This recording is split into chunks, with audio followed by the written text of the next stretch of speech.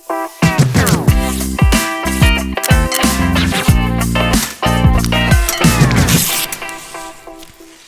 நாட்டுல மலேசியால பார்த்தீங்கன்னாக்க, ரொம்ப பேருக்கு வந்து அவங்க என்ன நினைக்கிறாங்கன்னா, யாரு பாட்ட பாடுறாங்களோ, அவங்க தான் மியூசிக் டைரக்டர். ஓகே. இப்ப நான் இவ்ளோ ப்ராசஸ் சொன்னேன் பார்த்தீங்களா? ஒரு பாடல உட்காந்து, அந்த மெலோடிய யோசிச்சு, மெலோடிக்கு தகுந்த மாரி பின்னால உள்ள அந்த அரேஞ்ச்மெண்ட்லாம் பண்ணிட்டு, அதுக்கப்புறம் செஷன் கூப்பிடணும். அவங்க வந்து இப்படிதான் வேணும். அதுக்கு பிறகு தான் லாஸ்ட்டா சிங்கர கூப்பிடுவோம். சிங்கர கூப்பிட்டுட்டு தான் எப்படி ஐதர் வே செய்யலாம். இது நான் இப்படிதான் எனக்கு உங்களோட வசதி. ஒர்க்கிங் மெத்தட் இதுதான். அப்புறம் லாஸ்ட்டா தான் சிங்கர கூப்பிட்டுட்டு, எனக்கு இதான் வேணும், இதான் வேணும் அப்படின்னு நம்ம மாத்தி வந்து பண்ணுவோம். இவ்ளோ ப்ராசஸ் இருக்கு. அப்ப நம்ம நாட்ல சரி அப்படிதான் நெனைப்பாங்க. ஏன்னா எனக்கு தெரியும். நான் எவ்ளோ பாட்டு நான் செஞ்ச பாட்டு எல்லாம் இது இப்ப பாடகர் இப்ப சித்தார்த்தனுக்கு ஒரு பாடல் தாலாட்டு பாட எல்லாம் சித்தார்த்தனோட பாட்டு. ஓகே. இப்படி வர்றது. இல்ல அவரே கேட்டாலும் இல்லன்னு சொல்லுவாரு. பட் அவரு பப்ளிக் கேட்டாரு சித்தார்த்தன் கேட்டா இல்லன்னு தான் சொல்லுவாரு. அவரு சொல்லல இத. பப்ளிக்கோட பார்வை அப்படிதான். ஏன்னா புரிதல் அவ்வளவுதானே பிரதர். இத பத்தியான புரிதல் இதுல இன்னும் குறைவா தான் இருக்கு. அதாவது இத பத்தி உள்ள இது ஈவன் தோ நம்ம இந்த மலேசியால பொறுத்த வரைக்கும் இசைக்கு பார்த்தீங்கன்னா முன்பு மாரி இல்ல. இப்போ நல்லா நெறைய விஷயங்கள் நடக்குது. ஆனா இண்டிபெண்டன்ட் ஆர்டிஸ்ட் மலேசியால அவ்வளோ பெரிய இண்டிபெண்டன்ட் ஆர்டிஸ்ட் அவ்வளோ பேர் இருக்காங்க. ஆமா. தமிழ் ராப்ன்ற தமிழ் ஹிப்ஹாப்ன்ற ஐடியாவே இங்க தான் பார்ன் ஆச்சு. ஆமா, ஆமா. இங்க தான் உருவாகுது. ராப் வந்து ஆல்ரெடி பாடியிருக்காங்க. இப்போ ஏ ரஹ்மான்லாம் வந்து பழைய ரொம்ப நாள் முன்னாடியே பண்ணியிருக்காரு. பட் அது இண்டிபெண்டன்ட் ஆல்பமா ஒன்று உருவாக்குனது வந்து யோகிவி அவங்கெல்லாம் தான் அதெல்லாம் பண்ணியிருக்காங்க. ஸோ கண்டிப்பாக அந்த கிரெடிட்ஸ் வந்து மலேசியன் ஆர்டிஸ்ட்டுக்கு தான் அது போய் சேரும். ஸோ அதை அக்செப்ட் பண்ணி யாராக இருந்தாலும் ஒத்துப்பாங்க. ஆமா ஆமா அதுதான் உண்மை. அதான் உண்மை. உண்மை. உங்களுக்கு வந்து உங்களுக்கு இங்கே மலேசியாவில் பிடிச்ச பாடல்கள்லாம் என்ன மாதிரி பாடல்கள்லாம் கேட்பீங்க? நான் எல்லா பாட்டும் எனக்கு பிடிக்கும். பாட்டுனாலே எனக்கு பிடிக்க ஒரு தடவை நான் நினைக்கிறேன் 2006 இல்லை 2005 என்னமோ இருக்கும். அப்போ வந்து எஸ்ட்ரோ என்ன பண்ணாங்க, இந்த நிறைய மியூசிக் டைரக்டர்ஸ் வர வச்சாங்க. அப்பெல்லாம் மன்மத ராசா ரொம்ப ஹிட் ஆன டைம், ஆப்பிள் பெண்ணே நீ யாரோ அதுக்கு பரத் சார் இவங்களெல்லாம் வர வச்சாங்க. ரமேஷ் விநாயகம் சார் இவங்களெல்லாம் வர வச்சு லைக் ஒரு சின்ன ஒரு ஒரு ஒர்க் ஷாப் மாதிரி நடத்தினாங்க. இங்கே உள்ள மியூசிஷியன்ஸ்க்கு எஸ்டாப்ளிஷாக யார் இருக்கோ எல்லா மியூசிஷியனும் கூப்பிட்டு. அப்போ அதில் நானும் ஒரு ஆளாக முன்னுக்கு போயிட்டேன். ஓகே, ஏன்னா கற்றுக்கலாம் அரிது கிடைக்காத ஒன்று.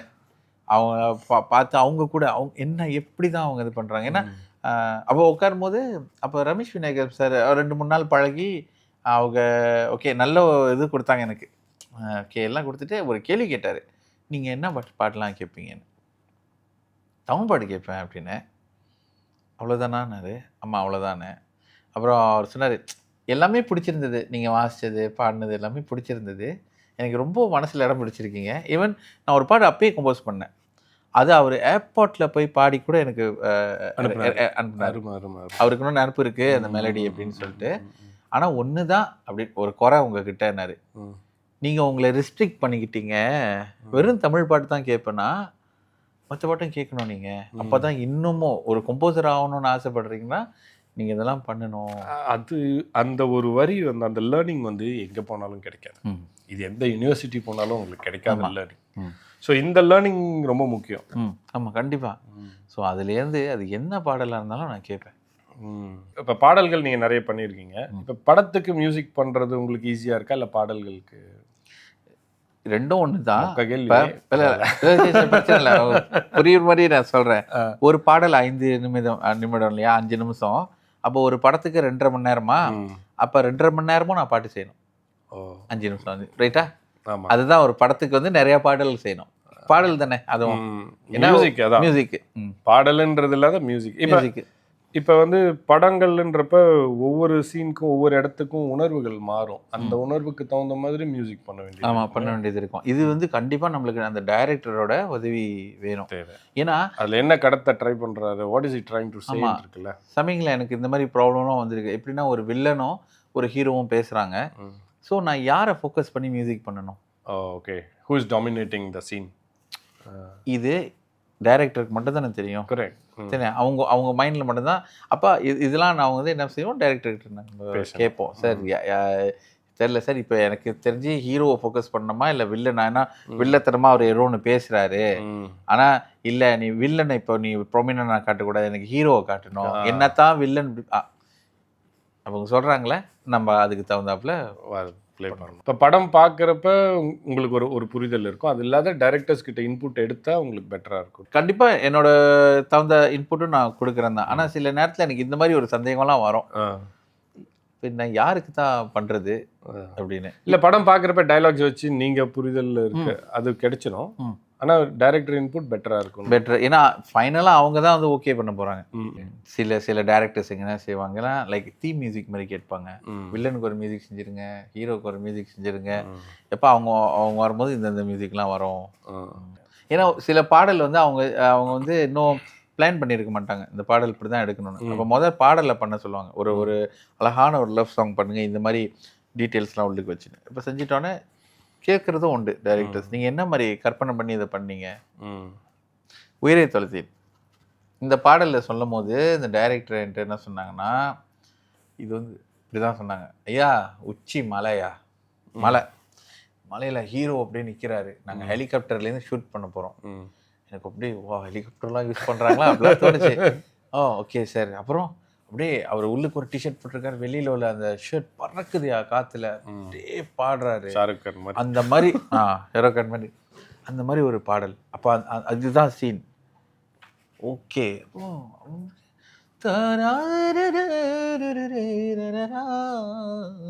இப்படியே இருந்துச்சு.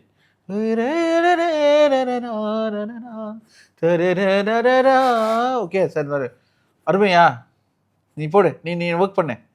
அப்போ நான் எனக்கு ஜாப் கிடச்சிருச்சு, ஒரு இது கிடச்சி இது கிடச்சி செஞ்சுட்டேன், வந்து கொடுத்துட்டேன். எப்போ சார் ஷூட்டிங்லாம் செய்வோம்யா, கொஞ்சம் பிரச்சனையாக இருக்குனாங்க. அந்த பிரச்சனைக்கு அர்த்தம் எனக்கு புரியல, என்ன பிரச்சனைன்னு.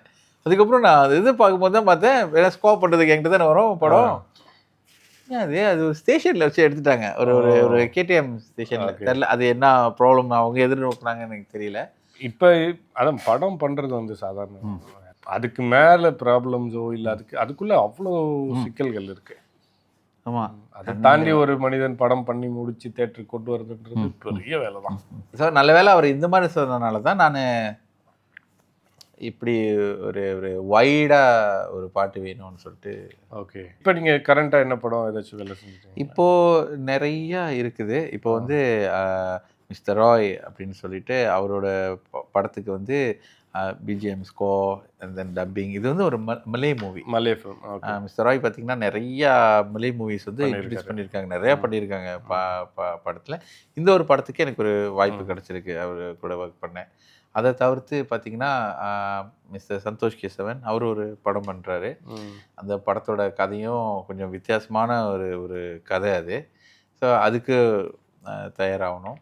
அப்புறம் இதை தவிர்த்து பார்த்தீங்கன்னாக்க நான் என்ன பண்ணுறேன்னா வகுப்பு வச்சுருக்கேன், மியூசிக் ஸ்கூல் ஸ்கூல் இருக்கு, மியூசிக் ஸ்கூல் ரன் பண்ணுறேன். மியூசிக் ஸ்கூல் இருக்கு. மியூசிக் ஸ்கூல் பேர் ஜோம், ஜே ஒடிசி ஆஃப் மியூசிக், ஜோம். அது மலேல ஜோம்ன்றது வா அப்படின்னு அர்த்தம் இல்லையா? ஸோ அப்போ அது கரெக்டாக அமைஞ்சிச்சு என் பேர் JOM. அப்போ ஜேஸ் ஒடிசி ஆஃப் மியூசிக் அப்படின்னு ஒரு ஸ்கூல். ஸோ அந்த ஸ்கூலில் வந்து நான் நினைக்கிறேன் இது வந்து நம்ம 2012 ஆரம்பிச்சிட்டேன். 2000 ஃபிசிக்கல் நடந்துக்கிட்டு இருந்துச்சு. அப்போ ஃபிசிக்கல் நடந்தோடனே அது ஏதோ ஒரு காரணம், அந்த ஒடிசி இது கோவிட் காலகட்டம், கோவிட் வந்தோடனே எல்லாம் அப்படியே முடக்கமாயிருச்சு. அந்த முடக்கமாயிட்டோன்னே என்ன பண்ணேன், ஆன்லைனில் ஸ்டார்ட் பண்ண ஆரம்பித்தேன். ஆன்லைனில் தான் JOM ஸ்டார்ட் பண்ணும்போது அப்போ ரொம்ப பேர் வந்து நம்பலை, இது ஆன்லைன்லாம் சாத்தியம் இல்லை மியூசிக் கற்றுக்க அப்படி இப்படின்னு. கோவிட் வந்ததுக்கப்புறம் ஆன்லைன்லாம் சாத்தியம் இல்லைன்னு சொன்னது எல்லாமே ஆன்லைனில் பண்ண முடிஞ்சிருச்சு. சரி, ரைட்டு. ஆனால் அதுக்கு முன்னே எனக்கு ஒரு தாட்டு, இப்போ ஒரு படத்தை நான் நினைக்கிறேன் சாமியை நம்ம பார்த்ததே படத்தில் தான். அதாவது ஆமாம், ஒத்துக்கிறீங்களா? சினிமாவில் தான் ஓ இதான் மேலோகமா, மேலோகம் இப்படி இருக்குமான்ட்டு இன்னொருத்தரோட கற்பனையில் தான் நம்ம பார்க்குறோம். ஒரு சண்டைனா இப்படி தான் வருமோ, ஐயோ ஒரு ஓனா இப்படி தான் இருக்குமோ, எல்லாமே நம்ம படத்துல பார்த்து தான் தெரிஞ்சுக்கிறோம். அதே மாதிரி நம்ம ஏன் இதை நம்ம ஒரு இதுல கண்ணாடி மூலியமா பார்த்து தெரிஞ்சுக்க முடியாதுன்றது என்னோட ஒரு இது. இப்போ ரொம்ப பேர் சொன்னாங்க இதெல்லாம் சாத்தியமே இல்லைன்னு. அப்போ எனக்கு என்னன்னா எப்பயுமே இன்னொரு படி போகணும் அப்படின்னு ஆசை. அப்போ இந்த கத்துக்கிற பசங்களாம் இருக்காங்களே, இவங்களாம் கத்து முடிஞ்சோடனே என்ன செய்றேன், ரொம்ப குறைவான கட்டணம் தான். ஓகே. இங்க பார்த்தீங்கன்னா வெறும் ரிங்கேட் 50 தான். ஏன்னா அது எல்லாரும் சேரணும்னு எனக்கு ஆசை. இது நிறைய தமிழ் ஸ்கூலுக்கும் நான் போயிட்டு ப்ரொபோசல் அனுப்புனேன். அதாவது தமிழ் ஸ்கூலா போயிட்டு ஃப்ரீ ஒர்க் ஷாப் நடத்துவோம். ஓகே. அவங்க இதெல்லாம் தெரிஞ்சுக்கணும்னு சொல்லிட்டு ஃப்ரீ ஒர்க் ஷாப்லாம் நிறைய நடத்தணும். இன்ன வரைக்கும் நடத்திக்கிட்டு தான் இருக்கோம். எந்தெந்த ஸ்கூல் எங்களுக்கு அழைப்பு கொடுக்குறாங்களோ அங்கே போய் ஃப்ரீயாக ஒர்க் ஷாப் செஞ்சு மியூசிக்னா என்ன, எப்படி அதை அணுகலாம், இந்த மியூசிக் மூலிமா நம்ம என்னென்ன நன்மைகள் அப்படின்லாம். ஸோ இப்படி ஆனால் குழந்தைங்களுக்கு ஸ்கூலில் படிக்கிற ஸ்டூடெண்ட்ஸுக்கு இந்த மியூசிக் கொண்டு போனால் அவங்கள நெறிப்படுத்துறதுக்கு அவங்கள ஆர்கனைஸ் பண்ணிக்கிறதுக்கு யூஸ்ஃபுல்லாக இருக்கும். கண்டிப்பாக. ஸோ இப்படி பண்ணிவிட்டு இந்த பசங்களாம் வந்து நல்லா படிக்கிறாங்களே, அதோட நான் காசு வாங்குறது இல்லை. இப்போ ஜோம்ன்ற மியூசிக் ஸ்கூலில் வந்து சின்ன சின்ன பசங்க படிக்கிறாங்க. எந்த வயசுலேருந்து எந்த வயசு வரைக்கும் படிக்கிறாங்க? ஏறக்குறைய 8 வயசுலேருந்து 15 வயசு வரைக்கும் படிக்கிறாங்க. ஈவன் அடால்ட்ஸும் இருக்காங்க. ஓகே.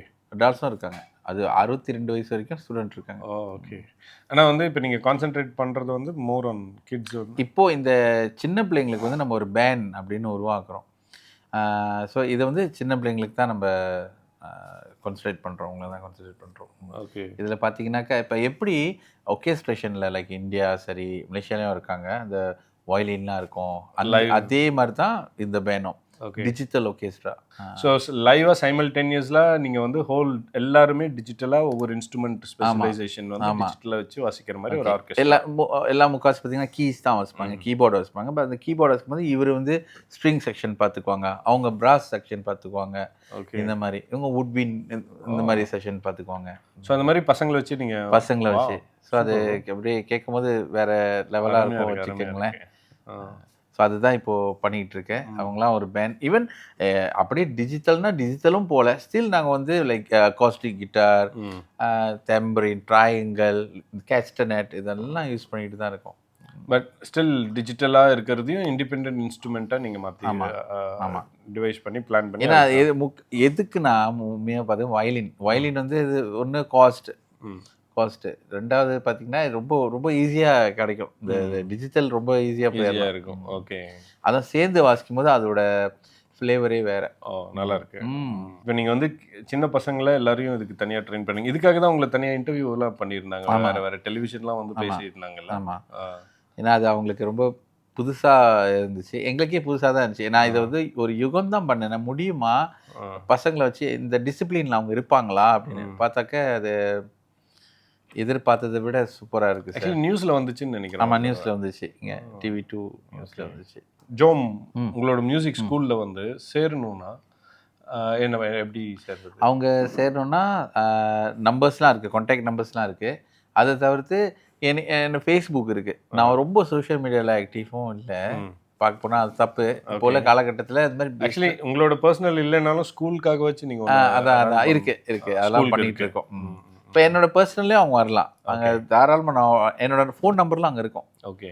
ஸோ உங்கள் ஃபோன் நம்பர் போடலாம். அப்போ நம்மளோட இதுலேயும் நான் கீழே டிஸ்கிரிப்ஷனில் will put the phone number இருக்கலாம்.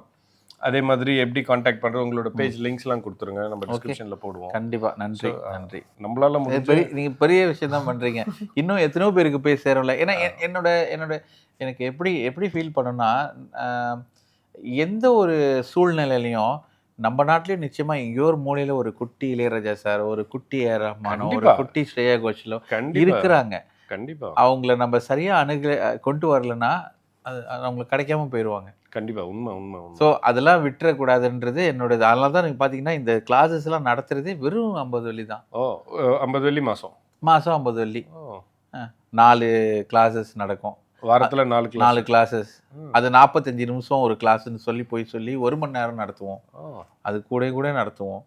எக்ஸ்ட்ரா கிளாஸ் தான் எக்ஸ்ட்ரா. அப்படிப்பட்ட டீச்சர்ஸ். ஆன்லைனும் நீங்கள் பண்ணுறீங்களா? ஆமாம், ஆன்லைனும் பண்ணுறோம். ஆன்லைனில் ஏன்னா எல்லாருக்கும் அந்த வசதி இருக்காது பாருங்க ஸ்கூலில் வந்து படிக்க. ஸோ ஆன்லைனில் இன்னும் ஈஸி. அவங்க எங்கேருந்து ஒரு ஃபோன் இருந்தால் போதும், அதில் அக்சஸ் பண்ணிக்கலாம்.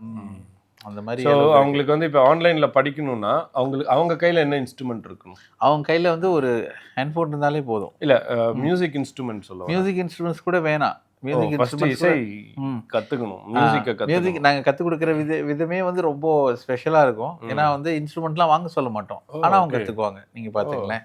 ஸோ அவங்க செலவு பண்ணி இந்த கீபோர்டு இதெல்லாம் இன்னும் வாங்க வேணாம். அதுக்குன்னு ஒரு மெத்தட் வச்சுருக்கோம். அந்த மெத்தட் இது பண்ணாங்க, ஒரு வாரத்தில் கீபோர்டு வாசி நம்மகிட்ட காட்டுவாங்க. அதையும் செய்யலாம். அருமை. ஒரு கிளாஸ் வராங்க இல்லையா, இந்த மறுவாரமே அவங்க வந்து அதெல்லாம் வாசித்து நோட்ஸ் கொடுத்தோன்னு வாசிப்பாங்கன்னா, அப்போ அந்த ஃபார்முலா பாருங்கள் எந்த அளவுக்கு இருக்கும். Super bro. இது உங்களோட ஓன் ஃபார்முலா? எப்படி வந்து, அதாவது இது கலெக்டிவ், அதான் இங்கே கொஞ்சம் அங்கே கொஞ்சம் எக்ஸ்பீரியன்ஸு இதெல்லாம் வச்சு உங்கள் கண்ணுக்கு தெரிஞ்சதுல இருந்து எடுத்து நீங்கள் ஒரு மெத்தடை உருவாக்கியிருக்கீங்க. அருமை ப்ரோ. இப்போ உங்கள் ஸ்கூலில் வந்து மியூசிக்கில் என்னென்ன மாதிரியான விஷயத்தை கவர் பண்ணுறீங்க? ஃபார் எக்ஸாம்பிள் என்ன இன்ஸ்ட்ருமெண்ட்டா, இல்லை கர்நாடிக்கா, இல்லை வெஸ்டர்னா, என்ன மாதிரியான ஒரு இந்த 50 வெள்ளி கட்டி படிக்கிறாங்களே, அவங்க படித்து முடிச்சோன்னா அவங்க ஒரு சிங்கர் ஆகலாம், ஒரு மியூசிஷியன், அதாவது கீபோர்டு வாசிக்கலாம், கிட்டார் வாசிக்கலாம், இல்லை என்ன இன்ஸ்ட்ருமெண்ட் வேணாலும் வாசிக்கலாம். எந்த இன்ஸ்ட்ருமெண்ட் வேணாலும் வாசிக்கலாம். ஆமாம். தென் அவங்க ஒரு கம்போசர் ஆகலாம், அவங்க ஒரு லிரிக்ஸிஸ்ட் ஆகலாம், அவங்க ஒரு சவுண்ட் இன்ஜினியர் ஆகலாம். லிரிசிஸ்ட் கூடவா? எஸ், லிரிக்ஸிஸ்ட்க்கும் அவங்க ஆகலாம்.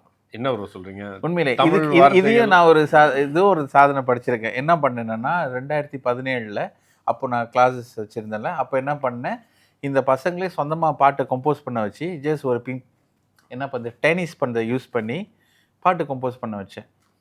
இதெல்லாம் ரொம்ப வெளியே சொன்னதில்லை, பட் இது வந்து அந்த கோர்ஸ்லாம் அட்டென்ட் பண்ணவங்களுக்கு தெரியும். ஒரு டென்னிஸ் பண்ணி அதை யூஸ் பண்ணி பாட்டை கம்போஸ் பண்ண வச்சு மலேசியன் புக் ஆஃப் ரெக்கார்ட்லேயே இடம் பெற்றாங்க. 66 பேர். அருமை ப்ரோ. அடால்ட்ஸ், இவங்க எல்லாம் அடால்ட்ஸ். அவங்களே சொந்தமாக பாட்டு கம்போஸ் பண்ணாங்க. டென்னிஸ் பந்து வச்சியா? வித்தியாசமாக இருக்கு. எல்லாரும் வந்து ஒரு ஸ்கூலில் ஜாயின் பண்ணுங்க, டென்னிஸ் பந்தில் வச்சு கூட மியூசிக் கற்றுக்க முடியுன்றத ப்ரோ. ஸோ அதிலே தான் கம்போஸ் பண்ணாங்க அந்த பசங்கள்லாம். கம்போஸ் பண்ணி லைக் எல்லாருமே எக்ஸலண்டான பாட்டுங்க. என்னோட இதில் யூடியூப்பில் இருக்கும், அந்த பாடல்கள்லாம் இருக்கும். அருமை ப்ரோ. உங்கள் யூடியூப் லிங்க்ஸ்லாம் கொடுங்க, நம்ம சரி கண்டிப்பாக எல்லாருமே பார்க்கலாம். அந்த பசங்க பண்ண பாட்டு எல்லாமே.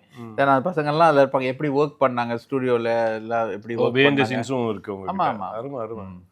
அதெல்லாம் அந்த பாட்டிலே வந்துடும். அவங்க கம்போஸ் பண்ண பாட்டிலே அது பிஹைண்ட் தி சீன்ஸ் எப்படி எல்லாத்தையும் பண்ணது. அருமை. அவங்களே லிரிக்ஸ் எழுதி எப்படி லிரிக்ஸ் எழுதணும். ஸோ அதே தான் இங்கேயும் நாங்கள் கொண்டு வரோம். ஸோ ஏன்னா எனக்கு தெரிஞ்சு நம்ம ஒரே ஒரு ஏரியா மட்டும் கவர் பண்ணோம்னா மியூசிக்கில் கஷ்டம். எனக்கு பாடம் மட்டும் தான் தெரியும்னா ரொம்ப கஷ்டம். கண்டிப்பாக மியூசிக் தெரியணும். மியூசிக் தெரியணும், ஒரு ஸ்டேஜில் போய் பாடுவோம். கண்டிப்பாக நம்மளுக்கு வந்து அந்த சவுண்ட் சிஸ்டம் பற்றி கொஞ்சம் தெரியணும். கண்டிப்பாக. ஏன்னா நீங்கள் பார்த்தீங்கன்னா சில பேருக்கு பாடுவாங்க, அவங்களுக்கு தெரியாது இந்த மானிட்டர் எந்த அளவுக்கு அவங்களுக்கு உதவி செய்யணும். உதாரணத்துக்கு பாடும்போது சவுண்டு எங்கேருந்து வருதுன்னே கூட தெரியாது. அப்போ அந்த மாதிரி இருக்கும்போது ரொம்ப ஆபத்து தானே. கரெக்ட். இந்த மானிட்டர் தானே ஒரு சிங்கருக்கு காது. ஆமாம், உண்மைதான். அந்த ஹவுஸ் ஸ்பீக்கரில் மானிட்டர் தான் இவங்களுக்கு காது. இந்த மானிட்டர் அப்போ அவ்வளோ முக்கியம். அப்போ எந்த அளவுக்கு அந்த மானிட்டர் இருக்கணும், எந்த அளவுக்கு இஃபெக்ட்ஸ் இருக்கணும். இப்போ கற்றுக்கிற ஸ்டூடெண்ட்ஸுக்கு இந்த டெக்னிக்கல் விஷயங்களும் புரியுற அளவுக்கு அவங்க இது ஆமாம். இதெல்லாம் நம்ம இந்த பேண்ட் சொன்னோன்னா அதுலேயே ஒரு சிறுமி இருக்கா, அவர் வந்து சவுண்ட் இன்ஜினியர். அவர் தான் அந்த பேண்டுக்கே வந்து சவுண்ட் பார்ப்பார். ஸோ இப்போ மியூசிக் மட்டும் இல்லாமல் சவுண்ட் இன்ஜினியர் என்ன பண்ண முடியுன்றதையும் தெரிஞ்சுப்பாங்க. இல்லை சவுண்ட் இன்ஜினியராக ஆக முடியுமா? கண்டிப்பாக இது அவங்க பர்சூ பண்ணால் சவுண்ட் இன்ஜினியர் ஆகலாம். இப்போ சவுண்ட் இன்ஜினியரோட வேலையை நம்ம கற்றுக் கொடுப்போம். பேசிக் கற்றுக் கொடுப்பீங்க. பேசிக் எல்லாமே இருக்கும். என்னென்ன மாதிரி கேபிள்ஸ் இருக்குது, இது எப்படி இந்த மிக்சர் இயங்குது, இதெல்லாம் எப்படி கற்றுக் கொடுப்போம்னா கேம்ப்க்கு கூப்பிடுவோம். ஆன்லைனில் தானே படிக்கிறாங்க.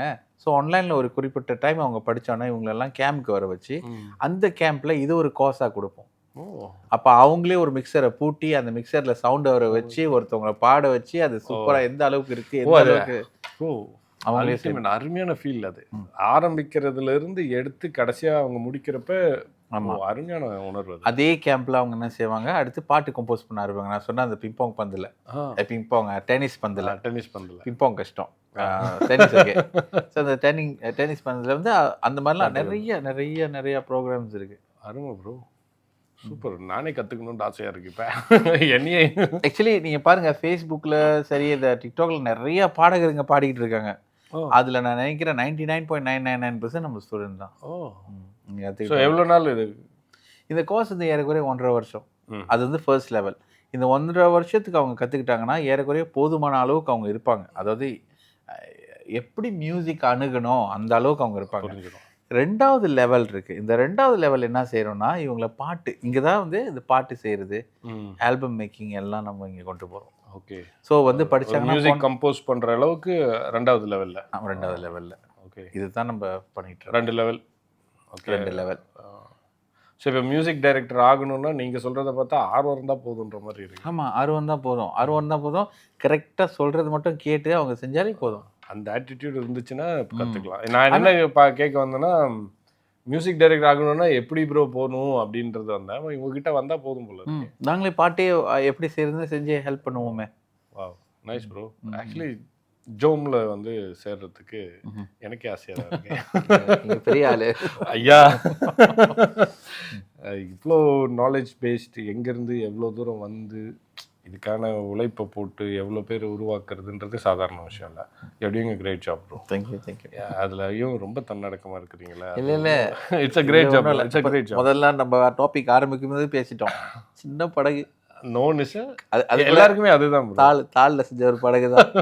ஏன்னா இப்படி பார்க்கும்போது நம்மளுக்கு இன்னொரு மியூசிக் கேட்டா தெரியாதா? ஆமா, Rahman sir music, Ilaiyaraaja sir music இப்படி கேட்கும்போது அம்மா இல்ல உண்மைதான் ப்ரோ, உண்மைதான். அதுல படிக்கிற விஷயம் குளோபலா பாக்குறப்ப உலகத்துல தி பெஸ்ட் இருக்கிறப்ப நம்ம பெஸ்ட்னு சொல்லிக்கிறதுக்கு நம்மளுக்கு வராது. அது அக்செப்ட் இட். அதுதான் உண்மை இல்லையா? அந்த பாடல் கேட்கும்போது எப்படி தெரியாது நம்மளுக்கு இவ்வளவு விஷயம் இருக்கு, இவ்வளவு விஷயத்தை போட்டிருக்கு, நம்ம என்ன பண்றோம் நம்மளுக்கு தெளிவா தெரியும் அது. ஸோ ஐ அண்டர்ஸ்டாண்ட் உங்களோட பாயிண்ட், எனக்கு புரியுது. ஏன்னா தி பெஸ்ட், உலகமே தி பெஸ்ட்னு ஒருத்தர் பண்றாருன்ற வேலைகளை நம்ம பார்த்துருக்கிறோம். அது புரியுது. அது உலகம் சொல்றனால இல்ல, அந்த பாடலை நம்மளும் கேட்டுருக்கோம், காலம் கேட்குது பாருங்க. கரெக்ட். அதை வந்து எக்ஸ்ப்ளோர் பண்ணும்போது பாடலை, ஏன்னா அதுவும் நம்ம சிலபஸ்ல இருக்கு. அதாவது என்னன்னா, பிள்ளைங்களை வந்து எம்எஸ்வி சார் யாரு, என்ன பண்ணியிருக்காரு, அவரு ஆராய்ச்சி பண்றதுக்கும் அவங்க பண்ணுவாங்க. அதுக்கு முன்னாடி இருக்கக்கூடிய பாடகர்கள் பத்தி இப்போதைக்கு இந்த பசங்க, ஏன்னா இந்த பசங்களுக்கு வந்து இப்போ பார்த்தீங்கன்னா இளையராஜா சாரே தெரிய மாட்டுது, அந்த அளவுக்கு வந்துட்டாங்க. இளையராஜா தாத்தான்றாங்க. சரி பரவாயில்ல. இப்போ நம்ம எம்எஸ்வி சார்லேருந்து ஆரம்பித்தோம். எம்எஸ்வி அப்புறம் ஒரு மியூசிக் டைரக்டர் தான் எக்ஸ்ப்ளோர் பண்ணுறதுக்கு இவங்க என்ன பண்ணியிருக்காங்க, இவங்களோட பாடலை அவங்க என்ன செய்யணும், 2 வரியை எடுத்து அந்த 2 வரியை மட்டும் எக்ஸ்ப்ளோர் பண்ணுவாங்க. அருமை. இதெல்லாம் நம்ம கிளாஸஸில் இருக்குது. Super bro. ஸோ இப்படி பண்ணும்போது இந்த பழைய பாட்டு வந்து அவங்க சில பேருக்கு பிடிக்காது இல்லையா, இவங்களுக்கு ஆர்வம் வருது, அவ்வளோ அழகாக இருக்குது இந்த பாட்டு, ஏன்னா இசை புரிஞ்சிருது இல்லை. அது பழைய பாட்டு புது பாட்டுன்றது, ஏன்னா பழைய பாட்டு புது பாட்டுன்னு சவுண்டில் தான் நம்ம கேட்குற, ஸ்பீக்கரில் தான் அது பழசு புதுசா அந்த மாதிரி இருக்கு. இசை மியூசிக் நோட்ஸ் எழுதி நீங்கள் வாசி பாருங்க, அது புதுசு பழசுலாம் கிடையாது. Music is music. அது என்ன பழசு புதுசுன்றதுலாம், இந்த ஒரு புரிதலுக்கு வந்தாலே பெரிய விஷயம் இல்லை. பெரிய விஷயம் ப்ரோ. இதுவே வந்து opening up so many avenues, எவ்வளோ பெரிய விஷயம். இதைத்தான் நம்ம உணர்த்துறோம். இதை உணர்ந்தாலே போதுமே. அருமை. பெரும்பாலும் பொறுமை தான் இதுல ரொம்ப முக்கியமான ஒரு விஷயம். உண்மை. ஏன்னா எல்லாரும் வந்தோடனே மறுநாளே ஏஆர் ரஹ்மான் சார் ஆயிரணும்னு பாக்குறாங்க. அது எப்படி முடியும்? அவங்களே போய் கேட்டா அவங்க எவ்வளவு நாள், எவ்வளவு உழைப்பு, எவ்வளவு. சரி, கேட்கும் போது கஷ்டமா இருக்கு. அவர் கதையை அவர் சொல்லும் போதெல்லாம் என்னடா இது இவ்வளோ கோத்ரூ பண்ணிருக்காரு. டே அண்ட் நைட் வேலை செய்யறாங்க ப்ரோ. டே அண்ட் நைட் அவங்க வேலை செய்யறாங்க. உழைப்பு அவ்வளோ உழைப்பு. அப்ப நாலேஜ், அதனாலதான் அவ்வளோ நாலேஜ் இருக்கு. எவ்வளோ நாலேஜ் இருந்தா அந்த உழைப்பை போட்டிருப்பாங்க, எவ்வளோ உழைப்பை போட்டிருந்தா அந்த நாலேஜ் இருந்திருக்கும். இது அப்படியே கனெக்ட் பண்ணிட்டு எண்ட்லெஸ் ப்ரோ. அப்போ நான் சந்திச்ச வரைக்கும் இந்த மாதிரி இருக்கும். இந்த மாதிரிலாம் நிறைய சேலஞ்சஸ் இருக்கும். அதாவது டீச்சர்ஸ் இருக்காங்களே, என் கூட டீச்சர்ஸ்லாம், அவங்க என் கூட mister Prakash, miss Guhasri, miss Kausalya, miss Priya, mister Joshua, இவங்கெல்லாம் இருக்காங்க. இவங்கெல்லாம் நிறைய பாடியிருக்காங்க சார். நம்ம ரேடியோ ஸ்டேஷனுக்குலாம் பார்த்தீங்கன்னாக்கா 2 ரேடியோ தான் இருக்குது. 2 ரேடியோ ஸ்டேஷன்லையும் பார்த்தீங்கன்னா அந்த ஓப்பனிங், க்ளோசிங், அந்த ஹார்மிங், அதெல்லாம் ஈவன் நாங்கள் ஒரு அவார்ட் கூட வாங்கியிருக்கோம், அந்த பெஸ்ட் ஹார்மனைஸ் டீம் மலேசியான்னு. ஓ அருமை ப்ரோ. நீங்க உங்களோட அவார்ட்ஸ் எல்லாம் லிஸ்ட் பண்ணாவே அவ்வளோ, ஏன்னா ஏதோ so much of awards there. நிறைய பாதி தான் சார் இருக்குது, ஸ்கூலில் வேறு இருக்குது. ஓ, ஸ்கூல் எந்த இடத்துல இருக்கு? ஸ்கூல் வந்து கிளாங்கில் இருக்கு, பண்டார் புத்ரி கிளாங். இது வந்து எங்க ஓல்ட் கிளாங் ரோட் கேஎல். ஓகே. இல்லை, அது வந்து கிளாங். ஓகே, பண்டார் புத்ரி கிளாங்கில் இருக்கு. Super bro. ஸ்கூலில் வந்து லைக் பேண்ட் வாசிக்கிற ஃபெசிலிட்டிஸ்லாம் இருக்கும். அங்கே வந்து லைக் ஸ்டூடெண்ட்ஸ்க்கு வந்து இன்னும் பெரிய எக்ஸ்போஜர் கிடைக்கும். ஓகே, எப்படி அந்த ரியல் சவுண்டில் பாடுறது அப்படின்னு. வேற எல்ஸ் லைக் இந்த ஆன்லைனில் படிக்கிறவங்களுக்குலாம் வந்து கேம் செய்யும்போது அங்கே நம்ம அந்த எக்ஸ்போஜர் கொடுப்போம். அங்கே வந்து நீங்கள் ஸ்கூலில் வந்து இன்ஸ்ட்ருமெண்ட்ஸ்லாம் வச்சுருக்கீங்க? ஆமாம், நிறையாவே இருக்குது. ஓகே, ஜோம் வந்து அற்புதமான வேலைகள் செஞ்சிட்ருக்கீங்க, அதுக்கு வாழ்த்துக்கள் முதல்ல. நன்றி. ஏன்னா உங்களோட பாதை, உங்களோட பயணம் எல்லாத்தையுமே அருமையாக எல்லாருக்கும் புரிகிற மாதிரி சொன்னீங்க. Thanks for your time and அவ்வளோ அருமையான எக்ஸ்ப்ளனேஷன்ஸ் கொடுத்தீங்க. நானே நிறைய கற்றுக்கிட்டேன். இந்த ஆப்பர்ச்சுனிட்டிக்கும் ரொம்ப தேங்க்ஸ் சொல்லிக்கணும் உங்கள்கிட்ட. நீங்கள் வேலை பண்ணிக்கிட்டே இதுவும் பெரிய விஷயம். It's a pleasure bro. Thank you.